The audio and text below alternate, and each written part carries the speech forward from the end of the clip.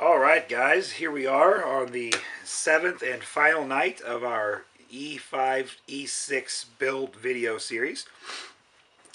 Quick recap at this point. Again, I apologize, my voice is even worse today than it was yesterday. Hopefully you guys can hear me.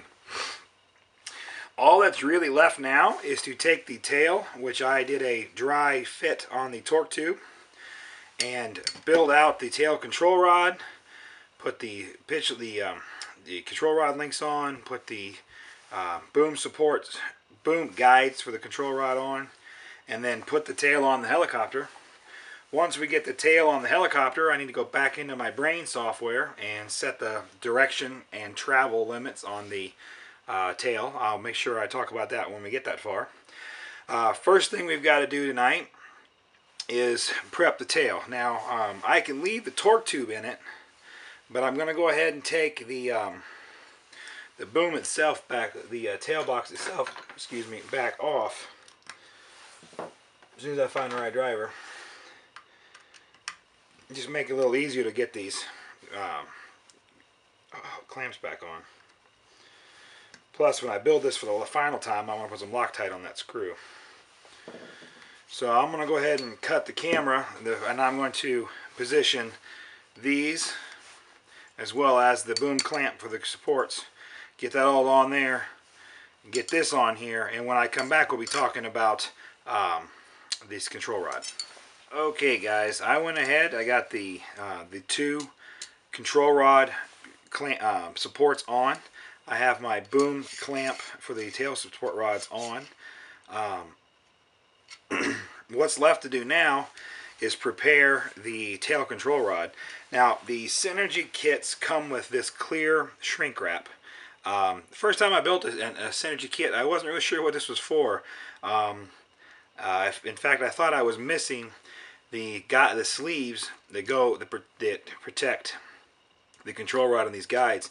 But what Synergy does is they actually give you this. This isn't just shrink wrap, it's Teflon. So what you do is you slide these down onto the control rod, and then you actually, recommendation, put one on, slide the control rod in the first support, put the other on, and then slide the control rod through the other end. Now, we can actually kind of get an idea where these control supports are going to be without the thing being on the helicopter. I like to put the rear one within about 8 inches of the tail box. That way it's held nice and straight at the tail box. And then the front one is going to be kind of splitting the difference in the middle. While you can get an idea where those need to be now, I strongly suggest you don't actually shrink wrap these supports, these guides on, until the boom's on the heli, and you've got the tail box on, and you've got this control rod centered. That way, once you shrink these, there's really no margin of error. You've got to shrink them up nice and tight and let that set pretty well before they'll slide through the guide pretty easily. So I recommend you leave it at this stage with this not shrunk until the boom is actually on the heli. But what we can do now, and now's a better time to do it than after the boom's on the heli, is now what we need to do, and there it is, lost one of my rod ends.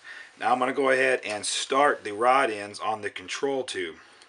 I'm just going to spin them down about halfway through the threads, and then when I get it on the heli and the tail servo, I'll adjust the length of these so that the servo is centered and the bell crank is centered. We'll talk about that when I get that far. So I'm going to go ahead and stop the camera, put these control rods on, and when I come back I'll have the tail box on, the tail fin on, and be ready to put this boom on the helicopter. Alright, quick update where we're at. I have the tail box on. Don't forget to put Loctite on that pin screw. Also, to tighten the tail box, you have to put the tail fin on. The top screw goes into a stud. Make sure, again, Loctite on that. The bottom screw is actually what activates the clamp. I put a little bit of blue Loctite on that too, but didn't go overboard. I've said it before, I'll say it again. There's really no reason to go overboard with Loctite. Just make sure the threads are wet. If the bolts are clean, a little bit of Loctite goes a long way. Went ahead and snapped this end of the rod end on. So now I have some, this end is connected. And Teflon guides are on, but not shrunk wrap yet, not shrunk up yet. I'm going to go ahead and pull the main frame out, put this on the helicopter, and then adjust this rod length so that it meets the servo and the servo is centered. And then when I come back, we'll talk about the best way to get these shrink wrap pieces adjusted. Alright guys, I got the boom on. The clamps are tight. I had to adjust my rod ends in several turns, but my ultimate accomplishment here, and I'll go into a little more detail when I'm talking about the tail setup in a second, but what you want to do is when the tail pitch turnbuckle is 90 to the shaft, to the boom, make sure that the rudder servo is at center, and adjust the rod ends until that happens. So that what that's going to do for you is make sure you have equal throw, positive and negative, or left and right in this case, on the tail control rod. So they give you plenty of threads, nice big links on the tail control. There's really no reason why you take 5 minutes here and make sure that tail control rod is centered, adjusted properly. What we're going to do now, and normally I wouldn't do this with the heli on its side, but for the video, it's really no easier way to do it. I want to adjust where this shrink wrap goes, and then put my shaft supports in place. The first thing I have to do is, since I want this back, see if I hope that's on camera. Since I want this back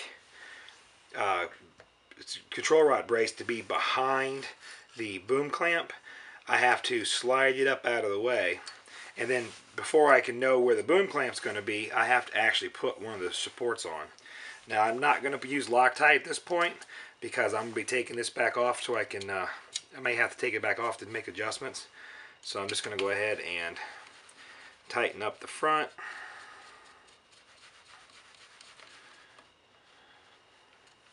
And then on the back, this is going to give me an idea.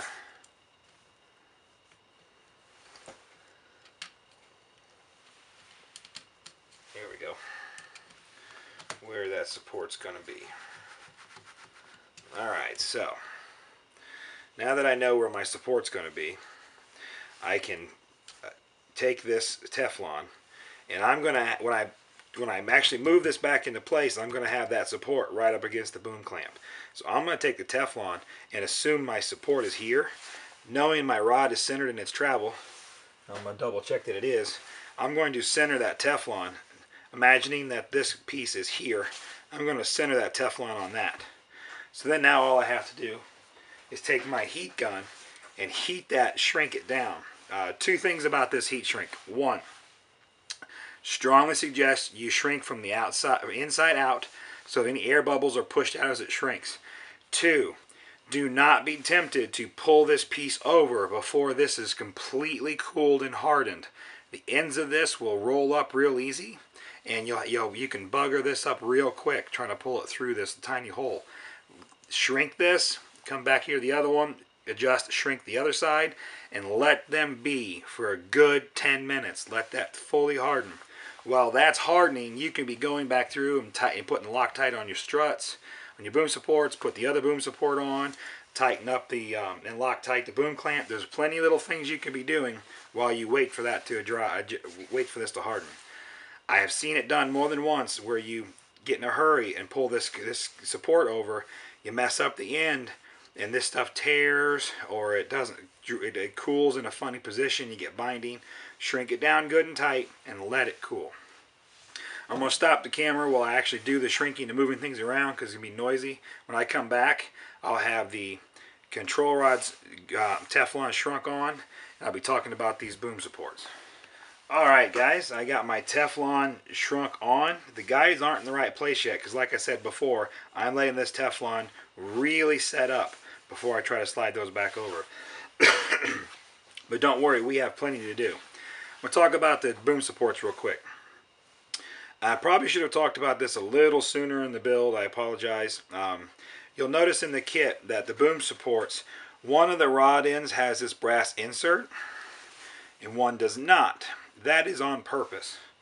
The brass insert goes on the frame side of the helicopter. The reason that insert is there is the same screw that goes through there and tightens down the strut also is one of the rear frame supports.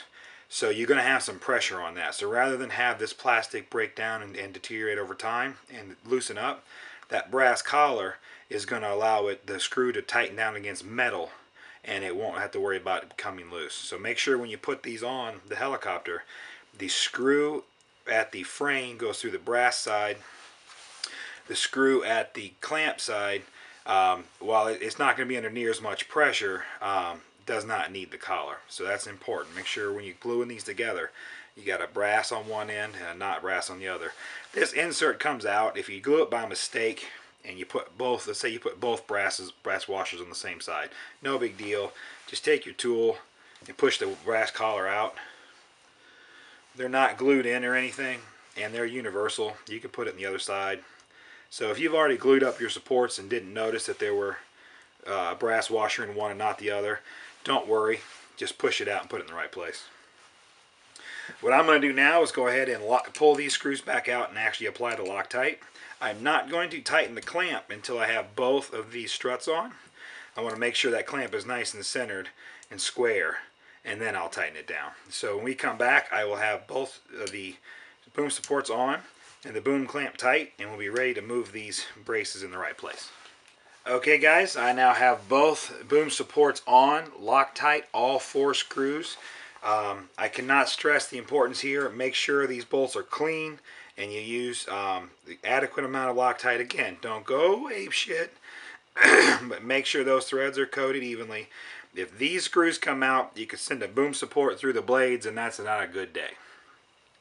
So Loctite the front, Loctite the back, and then square up the clamp and tighten square up the boom clamp, and then tighten the screw for the actual clamp itself. These boom supports are in. They're nice and rigid, really thick, so it looks like 5 or 6 millimeter carbon fiber. I've never measured them, but they're big and beefy. Don't have a lot of flex. Those the guys really do their job. What we're going to do now is this Teflon seal has had a good amount of time to set up. So I'm going to very carefully, and this is where I mean carefully, because these little supports don't move real easy, which is nice. You don't have to worry about trying to hold them down. There we go. I don't know if you could see that from my big head, but what I did was I slid the support close and then actually moved the rod carefully to get it started over the Teflon. And now I can just pull it back to where I want it.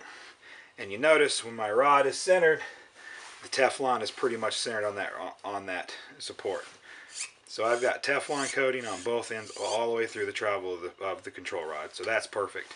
Same thing here. We're going to slide this back, put the Teflon, put the brace up as close as I can, carefully use the rod so I can guide it through into the hole. Oop, I didn't come over far enough. My apologies. Get it started. It's through. Now I'm going to bring it over, square it up, center it on the Teflon, and now my boom tail control rod supports are in place. Really, the only thing left to do now is to go ahead and stand it up on its feet, and then I like to sight down the boom, look at the control rod, make sure those guides aren't flexing the rod, turn it into an S shape. You want to make sure there's a trouble-free path for that rod as possible, so there's no extra binding. Looks pretty good. Now what we're going to do, I'm going to go ahead and stop the camera, reposition things so you can see the screen on the laptop, because we're going to power the brain control system back up and program that tail now that it's connected. Alright, here we go. Since we left off, I've got the boom on, I've got my control rod centered. What we're doing now, as you can see, I've got the camera positioned so you can see the brain software, and we're on the tail setup page. That was the page we skipped the other night doing the head setup. So the first thing you want to do is double check the tail servo direction. So I've got my DX18 here, and I'm going to give it left rudder. And when I do so, the trailing edge of the blade comes left, so that's correct. right rudder goes, it's going to give it right nose, right input. So my servo direction is correct by default. If it was going the wrong direction, you just push this servo reverse and it'll fix that for you.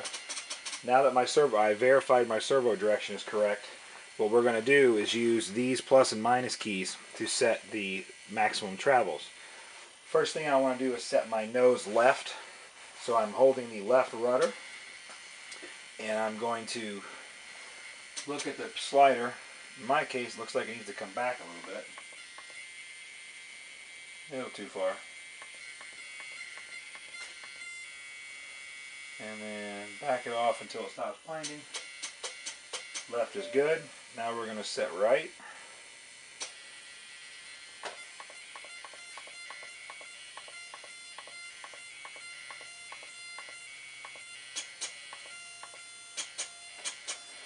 And back it off one or two clicks so it stops binding. And now my maximum tail travels are set. So we're finished here. This next page has you tell the system the orientation of the brain.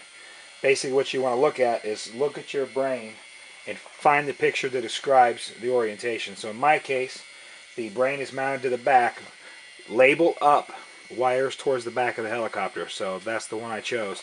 That's important because that's what sets the corrections for the tail and the cyclic.